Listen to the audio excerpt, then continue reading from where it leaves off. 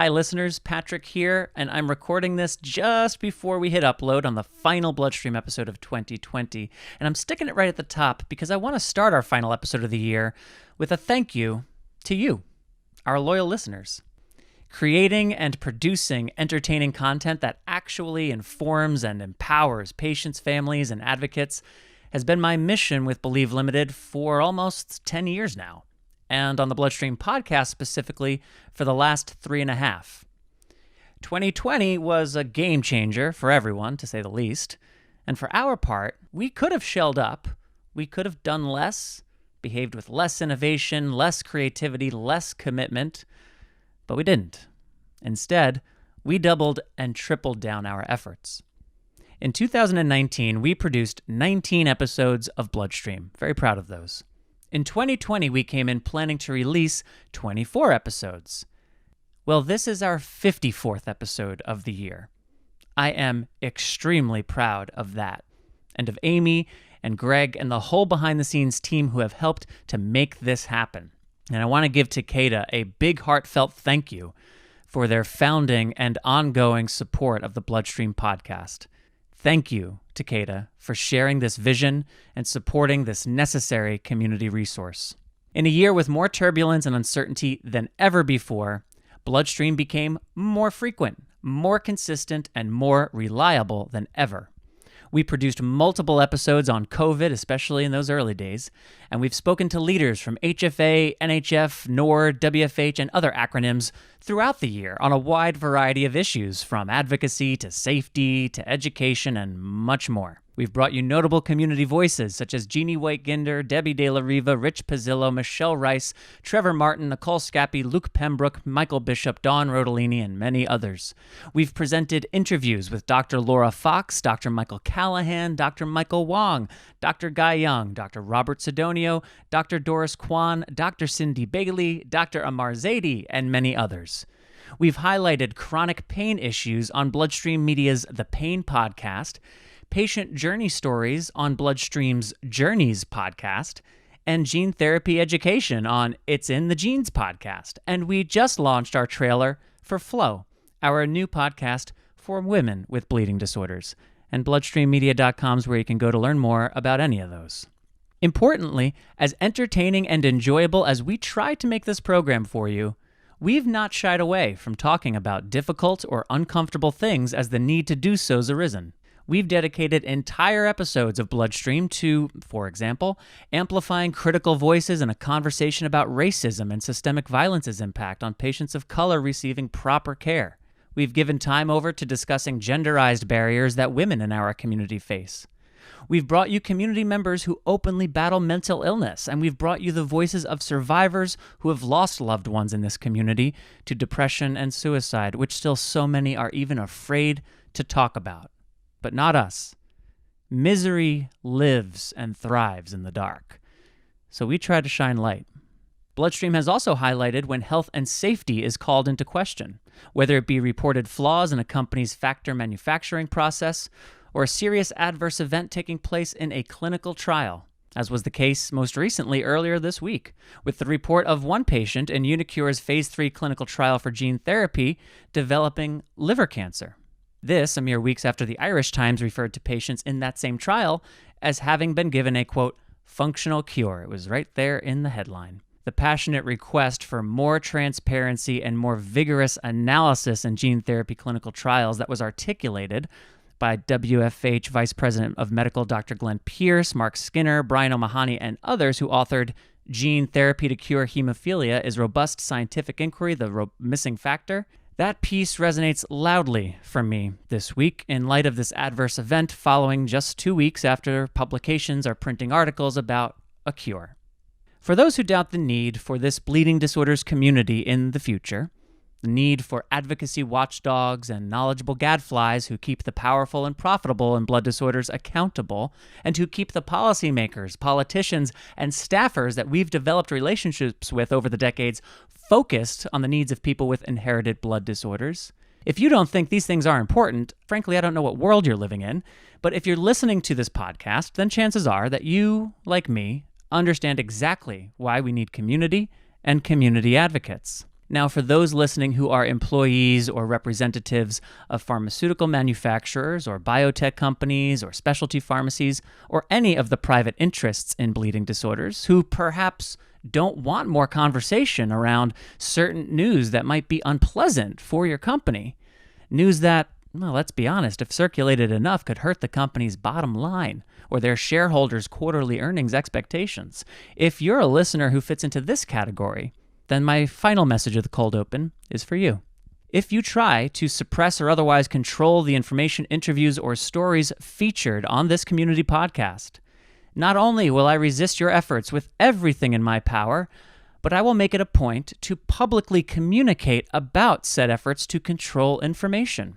As someone whose factor sent hepatitis C into his system as a preteen, who lost his only brother to hemophilia-related bleeding, who's lost many close friends to liver disease, AIDS, suicide, or drug overdose, and who's seen the bulletins and communications from people in power at the onset of the contamination crisis, let me give you a fair warning.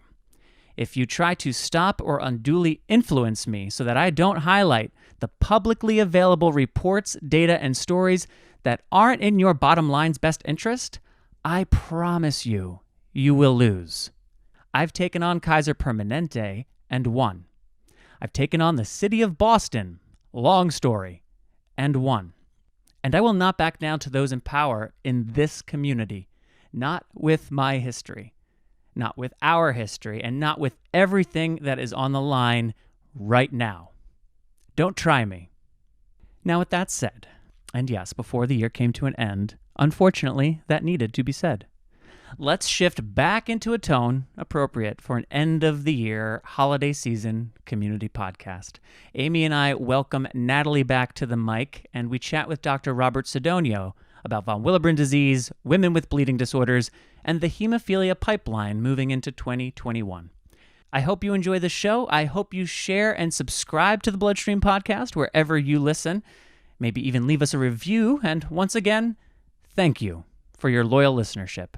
Here's to a healthy, happy, and hopeful 2021. Now on with the show. Season's greetings, listeners. This week on BloodStream, Amy and I are joined by Atlanta-based pediatric hematologist and researcher for women with bleeding disorders, Dr. Robert Sidonio, to give us his 2020 blood disorders year in review.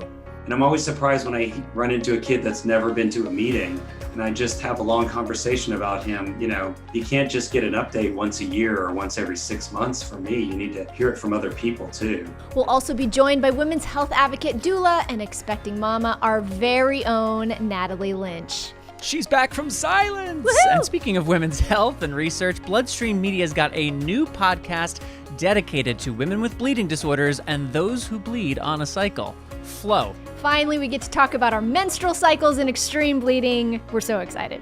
Yay! I don't relate as well, but I'm excited it's happening because it is important. It's so important. I'm your host, Patrick James Lynch. And I'm your other host, Amy Board. Do make sure that you talk to medical professionals before making any healthcare decisions, because while we may be lovely podcasters, we are not doctors. But we are passionate advocates committed to delivering the best podcast we can to the bleeding disorders community. So thank you for listening, subscribe, and tell a friend. And hey, welcome to BloodStream. Happy holidays, BloodStream listeners. This episode goes live Christmas Day, so for all of you listening in real time, Merry Christmas. I obviously wore my best Christmas outfit, and I hope you're all enjoying a safe and sound holiday season. And if you don't celebrate Christmas, happy Hanukkah, happy holidays. We're so excited that you're listening as well. And we're excited to welcome Natalie back on for this inadvertent holiday episode. We didn't plan to release this on Christmas Day. It just happened to be a Friday. It just happened to be a Friday. And I'm so curious to know how her silent meditation retreat was. She was there for 10 days. Yes, 10-day Vipassana, which she hasn't even been back from for 24 hours. So this should be interesting. Let's get to that. But just before we do, I want to thank Takeda, the presenting sponsor of the BloodStream podcast since 2016. Listeners, Takeda's got this website. You may have heard of it, bleedingdisorders.com. And that's where you can go to learn all about Takeda's commitment to and resources for the bleeding disorders community. Once again, that is bleedingdisorders.com. And for their ongoing support of the BloodStream podcast, I would just like to say thanks, Takeda. All right. So, Amy, before we welcome Natalie on to hear all about the sounds of silence, allow me first to say hello, Amy. How are you? Hello, Patrick. Right back at you. How are you? I am fine. I am great. I would just like to say, because it is the Christmas episode, I just want everyone to know that this year, for the first time, I have my very own stocking with my name on it and my boyfriend. We have matching stockings. So I'm in like a fully adult, full-blown relationship, and I am not using the stocking that I used as a child. Huge. I'm in my 40s. Wow. It's a big deal. Big moment. Congratulations. What does it look like? What's kind of the design? It's adorable, and I should have brought it in here. I realized that this is like a flaw in the plan, but it's like, it's I don't know. It's like knitted. It's adorable. It's got little like swirly Amy and Rob. It's super cute, and we're very excited about it. That's nice. We got one for Russell. That's our new because we got Natalie and I got ours a few years ago, but we had to add Russell, so we've got his now hanging, and baby, like the TBD baby one is also just hanging as well. So. Oh, you do? You have a TB baby? It's just like there? It's just like hanging out, yeah. Just like whoever that baby is, this stocking has now been established. Guys, that's super cute. I hope it doesn't change. I hope you don't like have the baby and you're like, wow, the stocking does not fit with the personality of this child. If that's the case, I actually have a lot of questions. If that's the case, I'm sorry. I opened a can of worms, and it's probably not a thing. I'm breaking silence to come in. Okay, well, welcome to the show. So we this year we bought baby a stocking. There's no name on it because we don't know if we're having a boy or a girl, but I and my crazy bought 4 of the same because I was like, what if they're discontinued? How many kids are we going to have? I want them to all have the same stocking. So I have 4 of them. Oh, that's the cutest thing I've ever heard. So I just wanted to say that. And I'm glad you and Rob have stockings. Yeah, with your names on them. It's happening. I'm glad you shared that part because I was going to leave that part out, but that was yours to share. So, but you're here now. So Natalie, we picked Russell and I picked you up yesterday from 10 days of not talking, not writing, not reading, not looking at people, meditating, walking, drinking tea, and sleeping until you had to wake up at 4 a.m. So let's just start, I guess, broadly. How are you today? I feel amazing. Vipassana is a life-changing experience. But it's intense to come back after no contact with the world, no sensory. It's a sensory deprivation experience, actually. Like sound, you realize like sound has vibration and voices and noise, and it's in the desert too. So like even just there's not a lot of like ambient sound. Like it's crazy, but I feel great. I feel really, really good. And you know what I think is cool about Vipassana and this community that I was thinking particularly is it's a type of meditation, a theory of meditation that uses body sensations and pain in the body to connect to behavioral patterns and emotional pain. And by connecting the physical sensations with the deeply rooted behavioral patterns, you're able to like eradicate a lot of misery and in some cases, a lot of physical pain as well. So it's a really cool technique, and you go so deeply into it because, yeah, like Patrick said, the bell wakes you up at 4 a.m. and that's when meditation starts, and you're basically meditating until 9 p.m. I mean, there are food breaks, there's tea breaks, there are opportunities to go walk around the grounds. But it is 10 days, and it's a full 10 days because you arrive on day 0 and you leave on day 11. So you're truly like in this silence, in this meditation for 10 days. And it's incredible.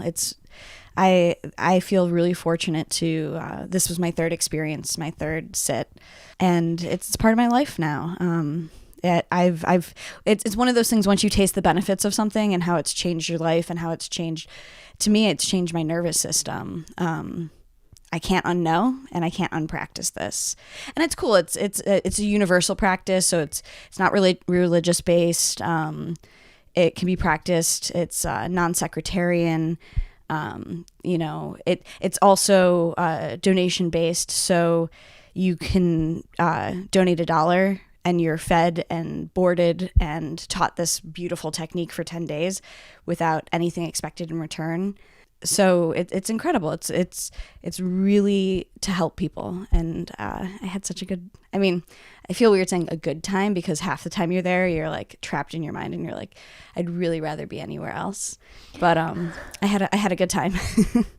So Amy, we signed you up for one that starts next week. Was there anything you wanted to ask Natalie about the experience? OMG. Just wanted I to give didn't a know moment you of terror. couldn't read or write. I wouldn't be able to do it without reading and writing. I mean, writing I think is like the outward expression thing, just to like sit there without capturing some of those thoughts. I didn't realize that was a part of it. That would be a thing. But how was it being pregnant? I mean, this is first time being pregnant, and you're not newly pregnant. You're like adorably pregnant.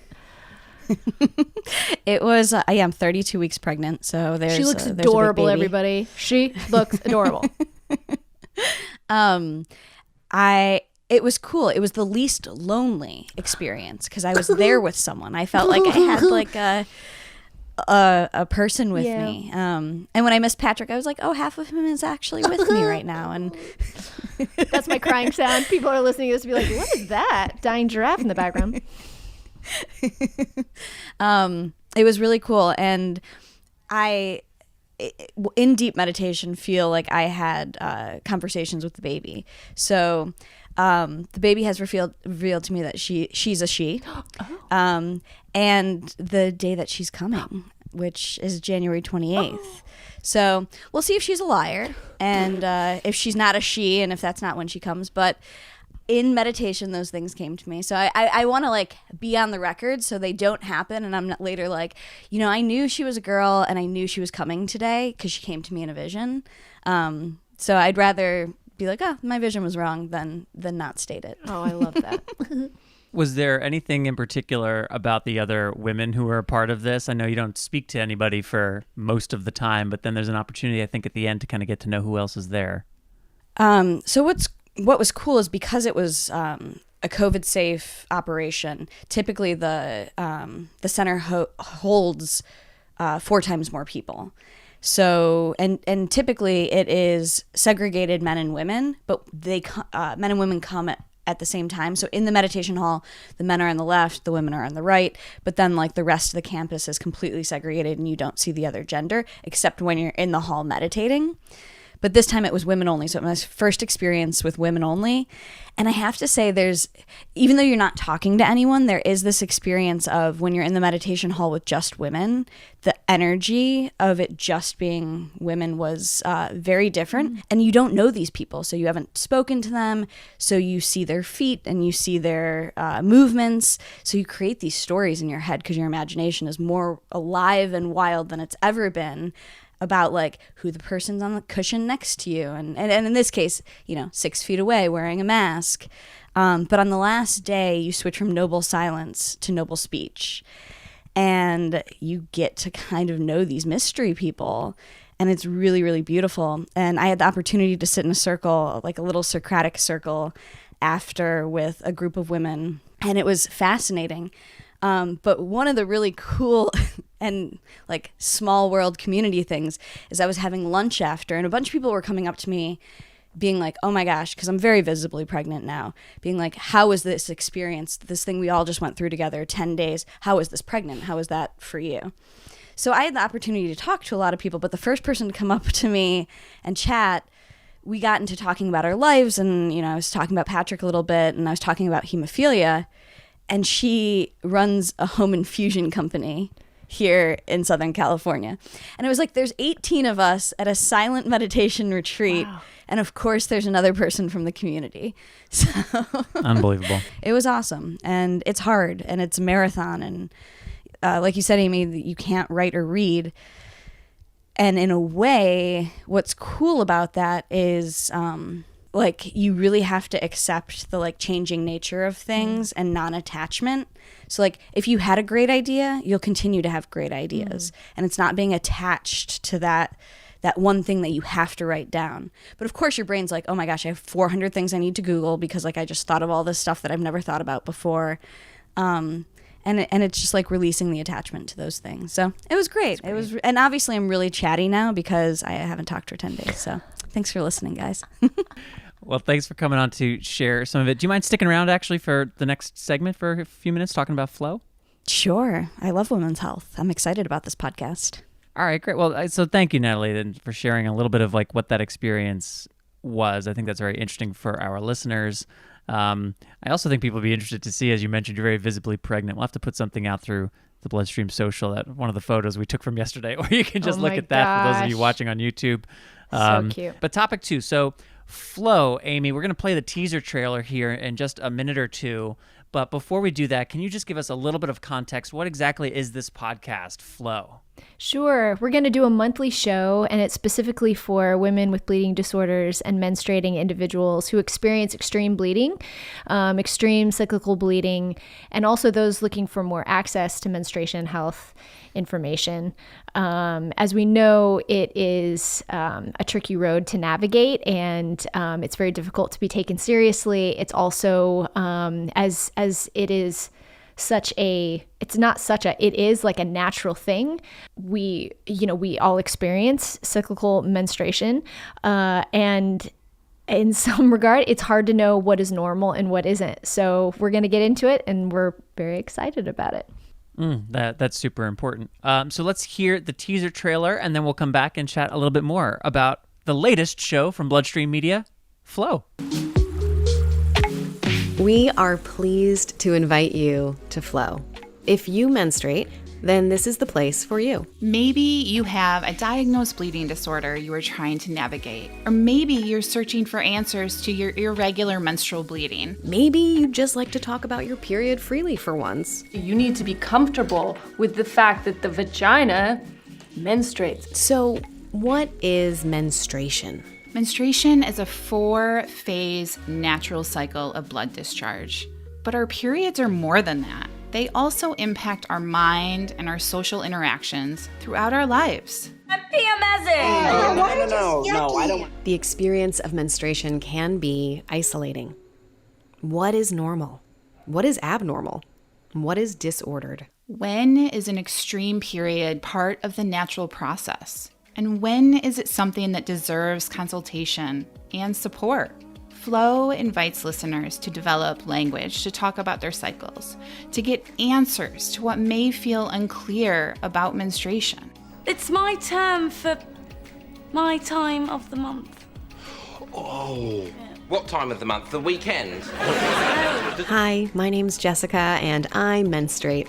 I'll be hosting Flow with public health advocate and creator of the incredibly helpful program, How to Talk to Your Doctor. It's Christy Van Horn. Thanks, Jessica. My pleasure, Christy. Hey, what's our 2021 Flow like? Once a month in 2021, we're gonna have our periods. And in each monthly episode, we're going to be joined by an expert. An OBGYN, hematologist, or other clinician, because each clinical point of view is different and unique to this experience, the experience of menstruation. Also known as lunar calendar observation. In each episode, we'll listen to a patient's story of remarkable cycle bleeding. I skip a period once a year. Is that weird? Is it normal to spot every day? And our Flow team will respond to these shared experiences. Menstruating is intimate, private, personal. Sharing the experience creates connection, community, and understanding. In Flow, we aim to empower you with vocab to speak about and destigmatize menstruation, to find a deeper self-knowledge and understanding of what it means to have a period, with tools to navigate life with a bleeding disorder and to speak authentically with courage about your bleeding experience, and to find more opportunities to understand your options when you're working with your healthcare provider. Our goal is simple. We want to normalize the conversation around menstruating. We want to make it easier to ask and answer the question, hey, how's your flow? Subscribe, rate, and share Flow. Referrals from you are the best way to reach new people. Share your story with us. Do you have an experience of extreme cyclical bleeding? We believe sharing these stories will support an increase in medical research and social acceptance. So we want to know, how's your flow?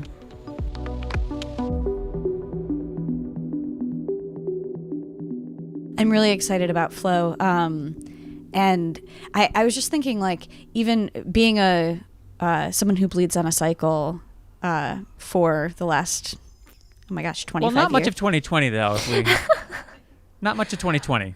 But really just not, there is just not great education on what is quote unquote normal, what is irregular, how much bleeding's too much bleeding. And so, and that, like, a lot of women's health in general is still behind a curtain and still like, ooh, we don't talk about those things. So to have such great personalities openly talk about this in an exciting podcast, I'm really, really excited. And Natalie was actually a part of the committee that ideated this podcast as we were trying to figure out, how we want to structure it. What's the goal? What are some of the things we could do? Nat was a part of all of that. And we're going to have the hosts who are also a part of that on the podcast here in January. So you're going to get to meet them. Jessica Richmond, who works with Believe Limited, and then Christy Van Horn, who is a public health advocate. She's actually been on the podcast a lot. She used to work for the National Hemophilia Foundation, so she has been well-versed in our community. But we're excited, and Natalie's right. That actually, it segues perfectly into the first 3 episodes. We're actually breaking and dissecting what is normal, what is abnormal, and what is disordered. And there's actually differences between abnormal and disordered. We're speaking with experts. That's another thing we learned. In the bleeding disorder community, we kind of think, hematology, and of course the OBGYN is there, but sometimes it isn't. A lot of HTCs don't hold women's clinics. And so there isn't an OBGYN that is well-versed in disordered bleeding, von Willebrand's disease or platelet dysfunction.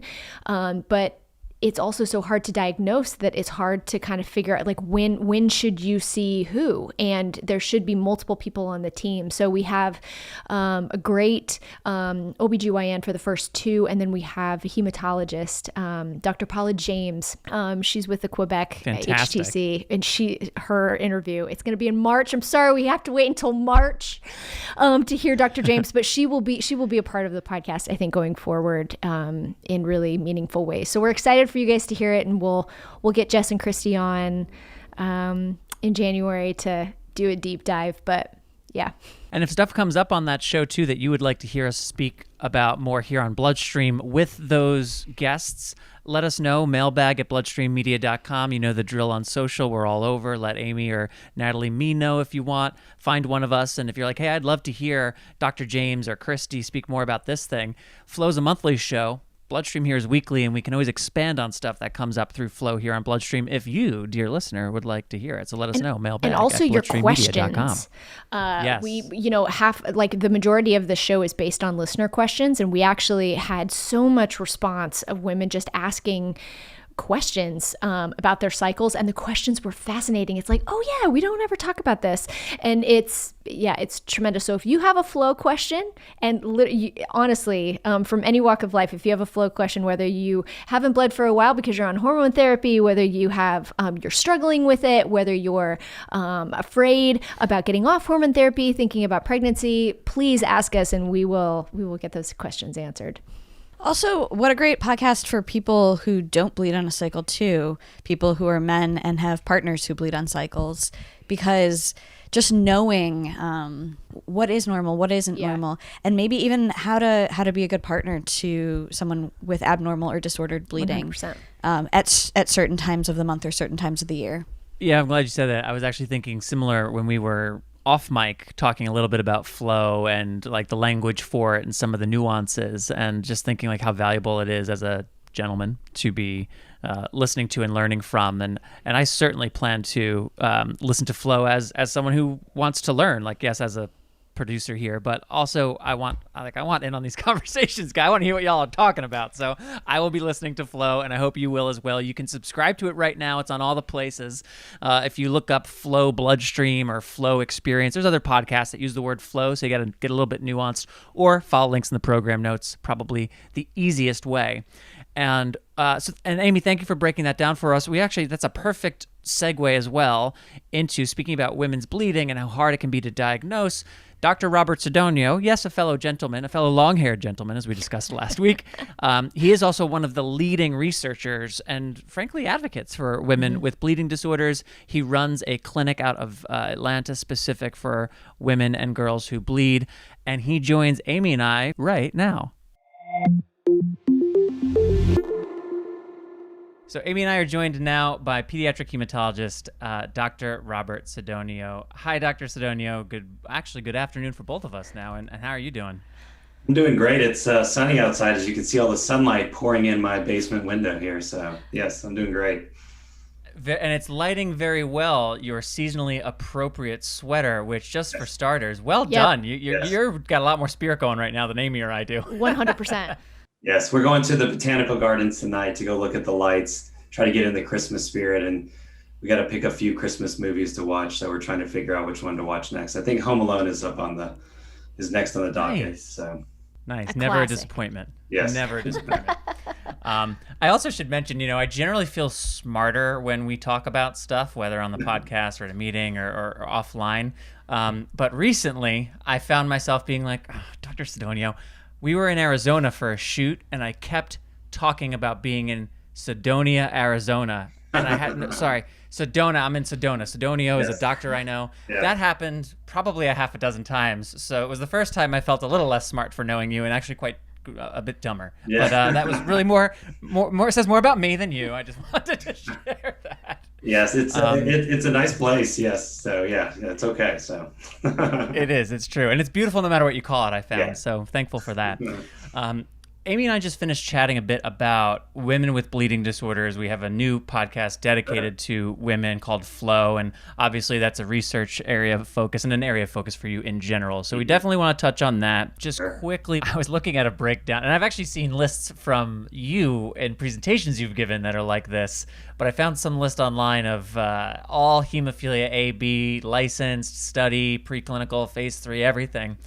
And I believe that list had 50 drugs on it. Yes. 50 drugs, 50, which is a ton. So I suppose to put a fine point on it, going into 2021, what of all of this data, what of all of these options and all of these timelines should we be paying most attention to? It's funny when you write those papers, they instantly become like outdated because there's probably 2 more drugs that just moved down the pipeline. And so that's always the funny thing when you write those papers, you're like, man, it's already outdated because it took about 2 months to get it published. So there's a number of drugs, and we try to focus on phase 2 and 3 because there's lots of drugs that don't make it past phase 1 and 2. They just don't, for a number of reasons, and a number of good reasons. They don't look promising. They don't seem like they're going to do the right thing, or they just aren't safe. And so that's really good because that's why we have the way we do the trials. And so we always tell people to focus on those phase 3 trials because those are the ones where it becomes real and very likely. And like you said, with emicizumab coming, there's multiple companies trying to come up with similar types of factor. Concizumab? Sorry, with concizumab coming? No, with emicizumab, with that drug on the market, there's a number of companies that are looking at this. Novo Nordisk has one. I think it's called Mimate. It looks like Mimate, but I think they want to call it Mimate for some reason. And but that actually is undergoing trials as well. And so you see people sort of shifting and making decisions, but that's why it's really important to go to these meetings. That's part of our job, is to educate patients where the trials are. If we see concerns, we write editorials, and a number of, there's a number of people on medical Twitter. Dr. Macris, who tweets a lot, he's like the oldest guy I know that tweets that much. Right. He just does a lot of tweeting and puts on great content online. Yeah. Yes. What is it about older guys and tweeting? They just, that's their medium, I guess. I don't know why, but it is. And so, so I think it's really going to the meetings, and this is the reason to stay updated on these meetings. And I ask the teenage kids that I see in clinic, and I'm always surprised when I run into a kid that's never been to a meeting, and I just have a long conversation about him. You really should participate in this and understand this. you can't just get an update once a year or once every 6 months from me. You need to hear it from other people too. Right. And so I think that's important. The reason to have all these, continue to have meetings online, even though sometimes we've grown a little bit tired of some of the Zoom meetings, it's still important for us to stay engaged in this. We're hoping next year there'll be a lot of interesting studies, and it's not just, therapeutic products. Vioxx is being repackaged. There's going to be a trial next year targeting hemophilia patients used for non-opiate pain medicines, and a number of other gene therapy studies that are going to be open next year. So we're hopeful for next year. We're hopeful that the COVID gets under control so we can enroll patients, because that's been a really big problem. Enrollment in studies has been devastated for us for the last 6 months for obvious reasons. And it's important, but science can't take too long of a break. Right. Dr. Sidonio, there's so much buzz about hemophilia and pipelines and treatments and all this stuff. And as I sit here from my vantage point, I keep thinking, what about von Willebrand's patients? We don't hear anything. What's the deal with pipelines? What's the deal with research? Not just women, but people in general with von Willebrand's. What's been the highlights, maybe lowlights of the year? Is anything going on? Share a little bit of your thoughts about von Willebrand's disease. Yeah, not enough is going on for von Willebrand's. I think what's going to really help are the von Willebrand guidelines. So, ISTH, ASH, WFH, the NHF, a bunch of 3 and 4 letter organizations got together and say, we're going to sponsor the von Willebrand guidelines. We're going to bring in international people. And the exciting thing is they actually brought patients as well. Patients were part of the decision making. They got equal vote with physicians. And the guidelines are essentially done. They had the comment period early in the year. And so for those of you who read the 200 something page documents and analyzed it and gave comments, we're very grateful for that. And so the guidelines are essentially completed. There really probably aren't going to be any significant changes. I think that's going to be helpful for sure. There was the WFH meeting, and Peter Lenting, from Europe, gave a nice talk, and he showed all the progress on the left side of the hemophilia products, recombinant products in the 90s, now we have mimetics, bypassing agents. And then you looked like after desmopressin, there was like a 20-year gap where nothing happened for von Willebrand's. And then the first recombinant von Willebrand factor concentrate came out, and then nothing after that. And so I think that was a nice highlight. I think the guidelines are really going to sort of help refocus, the groups, the pharmaceutical companies, to really start focusing on von Willebrand's as well. And so I think they heard that at WFH. They heard that at the the global summit that WFH held, the first women's summit. It's not just von Willebrand's, but von Willebrand's is a big part of that. And there are a number of groups like WWBD Connect and other groups that are trying to mobilize and get some more attention on this. But I think when the guidelines are discussed fully in January and February, I think that's going to be like a full media push to really focus on von Willebrand's, because there really aren't products in the pipeline for them. There just aren't. Yeah. I went back and looked to see if there's anything that I missed that I just didn't know about, but there's no significant gene therapy progress on that. There are some trials ongoing. Octapharma has a prophylaxis study ongoing. Takeda has their von Willebrand prophylaxis study going on. Myself and Dr. Angela Wyand from Michigan are running a severe von Willebrand study, through the American Thrombosis and Hemostasis Network. We're actually halfway enrolled. We actually enrolled ahead of schedule, which I really think, people were surprised about that we were able to do this during a pandemic, but I wasn't surprised, because one of the sort of carrots on the study was that we offered free genetic testing.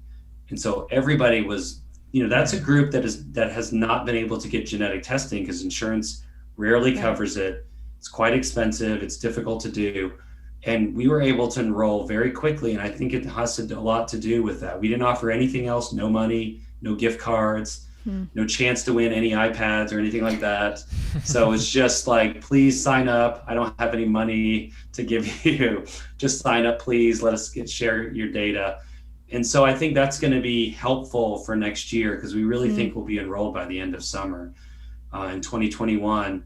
And we're really trying really hard to resurrect the von Willebrand prophylaxis network that Dr. Tom Abshire and Dr. Berntorp are running. And so we're really excited trying to get that going. Some of us younger guys, they refer to us as young, but we think younger is maybe more appropriate. So, so those guys are close to retirement. And so we think this is sort of passing the torch on to some of us in our mid-careers to try to bring this idea about prophylaxis to the United States, bring that whole culture of prophylaxis that hemophilia totally is comfortable with, but von Willebrand patients are just not as comfortable with. Interesting.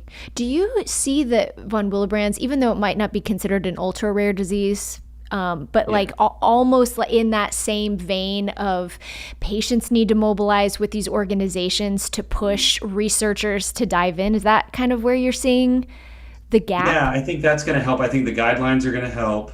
I think that's going to get people really excited. And particularly important part of the guidelines is they're going to have some little bit more clarity on the diagnosis. And so I was, joking with my one of my colleagues, one of my trainees. I'm trying to get them interested in bleeding disorders. And I was like, no offense to hemophilia. I was like, but anybody can diagnose hemophilia. It's real simple. You send the test and it's pretty straightforward. Whether you make the right diagnosis, and in carriers, that's different. But in a male with hemophilia, it's pretty easy. Von Willebrand's takes effort, it's a lot more sophistication behind it, because there are a lot of tests. Stress plays a big role in this, iron deficiency, all these things. And so you have to really understand the testing. You really have to sort of listen. You really have to figure out what's enough therapy, what's not too much. And so it does take a lot more sophistication to diagnose and manage a von Willebrand patient. And I think that's something that we just have to acknowledge, that it is more difficult. And you were saying about the rare, if you take the severe von Willebrands, they definitely are rare. Those 100%. Are pretty rare. There's only, 300-400 maybe in the United States of severe von Willebrands. And that's in our entire United States. And so it's going to take working with other countries. And so we're trying to work with our colleagues in Ireland, some of our, Nordic colleagues as well, because that's the only way it's going to get done, is in our Canadian colleagues who are done a really great job in von Willebrand's research. Yeah, one more question from me, and thank you so much for your time today too, Dr. Sidonio. I really appreciate it. When thinking about representation, I know from women who I've spoken to, from people of color, from people who would identify as non-gender conformist, that some of the ways trials are constructed and the data that ultimately gets used to approve a drug or not, but in this case, approve a drug, it can come to market. And it's in theory something that I can take, but has never actually been tested in someone like me. So that's obviously that's overall research, clinical trials. That's a thing we got to pay attention to. But within our orb, is there anything with relation to women with bleeding disorders, with people of color for whom there's some different trends that can sometimes be analyzed to indicate this, maybe that, we're not sure? Is there anything that I guess patients and families can be thinking about, or chapter leaders can do to help push the inclusivity of the research in our community? Yeah, and I think the companies are actually, I can't remember which meeting is, they all kind of just run together, but I was part of a panel that was sort of talking about this, and I was worried. I was like, I'm not sure what we're going to talk about for the entire time, but then it became a really interesting, engaging topic, and we wish we had more time to talk about it. But after that meeting, a number of companies actually reached out and wanted to talk about this issue. And so I think that's a way that, that was a topic of discussion from, it was either NHF or WFH. Hopefully they don't get mad. I don't remember which one it was. I think it was NHF. But they wanted to bring that up, and that led to companies saying, we didn't know this was an issue. Can you talk to us about this so we can sort of start thinking about this internally and start, having subcommittees and to discuss that. So if you look at some newer studies, a number of them like for example, Haven 6, which is sponsored by Genentech, is looking at emicizumab in mild and moderate hemophilia. And a number of us told them it shouldn't matter if it's male or female. And they actually listened to that, and they actually didn't make that an exclusion. It does get complicated with women on studies because of things like birth control pills, breastfeeding, pregnancy prevention. Those are really important that having somebody get pregnant on a trial is a big deal because you don't know what the effect of that drug is on the fetus. And so, but that's something that, is easily managed and just has some restrictions on. And so that actually is part of their trial. And so I think companies are starting to listen to this. We've told them that particularly if you're doing non-severe hemophilia, which is, much more common in the women with hemophilia community than severe, of course, because that's a lot more rare, that they would include them. And I know of many patients that either have Turner syndrome and only have one X chromosome and have severe hemophilia, or lionized and have really low expression that are on, for example, emicizumab, or they're on factor prophylaxis. And so I think they're trying to include some of those patients in studies. Some of this comes from the government. And so I've been on some of these committees where we've tried to loosen up the criteria, and the government wants it a little bit more narrow. So it's more analyzable. So it isn't always the companies that do that. For example, in this most recent von Willebrand study, we wanted to have it for younger kids. And they said, well, you don't have enough data on kinetics in kids under 6, so you can't ask to enroll those patients. And so, the company and I were really disappointed on that because we really wanted to target younger kids because that's who really starts prophylaxis in von Willebrand. Do you have an opportunity, just to take that example, do you have an opportunity in those instances to push back a little bit as expert scientists and research and hematologists? You do? Yeah, I mean, they do listen when it comes to this, and they've opened it up for some studies. And I think in the surveillance projects like Athens and the CDC, that's something that they actually have noticed, 4 or 5 years ago when we had committee meetings, that we don't feel like we're getting as good representation from the Hispanic, African-American community. It's underrepresented. And so they've tried and attempted to sort of rectify this because, when we look at those large scale data, we're making large inferences on what happens, and we want to make sure that it happens. And here's a really a big, a difference. And some people will say, well, who cares if you're black or white and you have hemophilia, you're going to respond the same. But here's a perfect example. In von Willebrand's, one of the tests called the Aristocene Cofactor assay actually measures differently in a large number of African-American patients. It actually measures falsely lower. And they have a difference in their DNA. It's not a mutation, it's just what they call a SNP, which just means a normal variation, but they don't respond to that specific reagent very well. And it disproportionately affects Hispanic and African-American patients. We wondered about this for a while we had patients with lower levels, but they said they weren't bleeding. And then Dr. Flood from Wisconsin published a nice study showing that actually existed, this mutation or this variant. It wasn't really a mutation. And it's something that acknowledged, and then we had to create a new assay to get past that. And so we see this very commonly. And so that's just one example. And so it is a real thing, and it should be something that we pay more attention to. Hopefully moving forward, we do that. Wow, I'm glad I asked. That's really interesting. Thank you for your time today and all the work you do. And anytime we've reached out to you for help with something, you're always really generous. And you make this stuff easier to understand and ask questions about. You throw jokes in there. And as Amy has pointed out, you're a fellow long-haired guy. So I got mine back at the moment, but let it fool you not. We are long-haired brethren. I took a little bit off in 2020, but it's all coming back. I'm going to bring it back for 2021. So. Okay, good. I was a little nervous when I saw it was a bit shorter. I'm glad to know it's coming back. Thanks for everything, Dr. Sidonio, and have a great end of your 2020 and a great start to 2021. Yeah. All pitching for a great 2021. 2020 is behind us. Thank you, Dr. Sidonio, for joining us and helping us understand our community's state of the union, as it were, as we bid farewell to this weirdo year and usher in, God willing, a much brighter 2021. Next week, Patrick and I will be kicking off the new year with a community advocate and health equity champion, Alexa Abreu, who joins us to talk about the important role of diversity and inclusion in the healthcare space, the workplace, and everywhere, quite frankly. So make sure you're subscribed to the BloodStream podcast on Apple, Spotify, or wherever you listen to those podcasts to get that episode as soon as it goes live on New Year's Day. All of our, we're dropping on holidays. We are just about that life right now. Thank you, Amy, for that. Thank you again, Dr. Robert Sidonio, for joining. Thank you all out there for listening. Thanks to Kata for being the presenting sponsor of the BloodStream podcast, bleedingdisorders.com to learn more. Also, thanks to Kata for being the supporter of Flow, the latest from BloodStream Media. And with that, that is all for this episode. Do you have a bleeding disorders question or a health topic you'd like to hear us discuss more?